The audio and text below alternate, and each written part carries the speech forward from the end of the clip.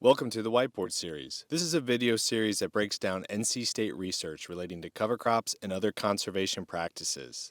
Today we'll examine whether a cereal rye cover crop provides enough weed suppression to skip pre-emergent herbicide in soybeans.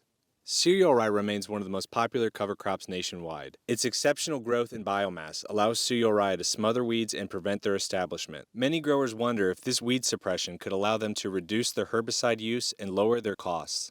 A group of NC State researchers wanted to test if cereal rye provided enough weed suppression to allow growers to skip a pre-emergent herbicide application in soybeans. A replicated field trial was conducted in Rowan County on a commercial farm. Cereal rye was planted at 45 to 50 pounds per acre. The following spring, half of the cereal rye was terminated 4 weeks before the planting of soybeans, and the remainder was terminated at soybean planting. For both termination times, half of the plots applied a pre-emergent herbicide and half did not. This allowed researchers to see how both termination timing and pre-emergent use would influence weed control in soybeans. This was replicated 4 times, and the weed control collected in July was averaged for each treatment.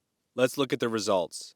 Regardless of termination timing, using a pre-emergent herbicide significantly enhanced weed control, with averages above 90% for both groups. The results of this study suggest that while cereal rye can be a crucial and critical part of a weed management system, it is still worth the cost of applying a pre-emergent herbicide. Utilizing both methods provided consistent and adequate weed control and can help prevent the development of herbicide-resistant weeds. Farmers still looking to avoid this pre-emergent cost should be aware that results may vary based on their location, cereal rye biomass, and the type of weeds they have present in their fields. These growers should be prepared for an additional post-emergent herbicide application to protect their soybean yields.